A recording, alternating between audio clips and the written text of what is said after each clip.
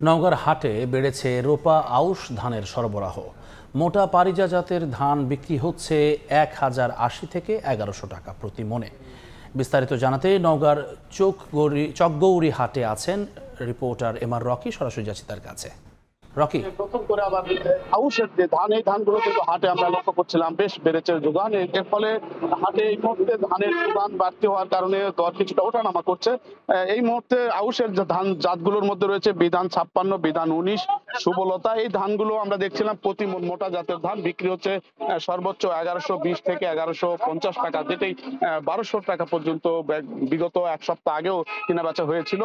হঠাৎ করে কিছুটা দর ওঠানামা করছে এবং আগের মৌসুমের যে ধানগুলো রয়েছে কাটারি, নাজির, জিরা, এই ধানগুলো প্রতি মন বিক্রি হচ্ছে এই হাটগুলোতে দেখছিলাম সর্বোচ্চ 1580 থেকে 1600 বা 1700 টাকা মন প্রতি মন দরে।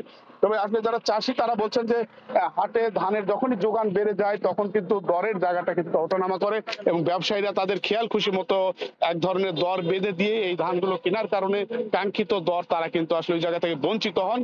এবং এই ক্ষেত্রে ভোর সকালে কিন্তু হাটগুলোতে কেনা বেচা হয়ে থাকে এবং বিপুল পরিমাণ ধানের যোগান থাকলেও সরকারের যেসব দপ্তর রয়েছে এদের না নজরদারির অনেকটাই অভাব এবং একটা অরক্ষিত বাজার ব্যবস্থায় এই ধান কেনা বেচার যা মুনাফা সেটা কিন্তু ব্যবসায়ীর পকেটে চলে যায়, এমন অভিযোগ কিন্তু চাষিদের দিক থেকে করা হচ্ছে। আমরা দেখছিলাম বিগত চলতি মৌসুমে রোপা আউশের আবাদ এই জেলায় হয়েছে প্রায় 65,000 হেক্টর জমিতে, যেখান থেকে ধান কৃষি বিভাগ বলছে প্রায় 4,50,000 মেট্রিক টন কৃষকের ঘরে উঠেছে এবং এবার ফলন ভালো ছিল।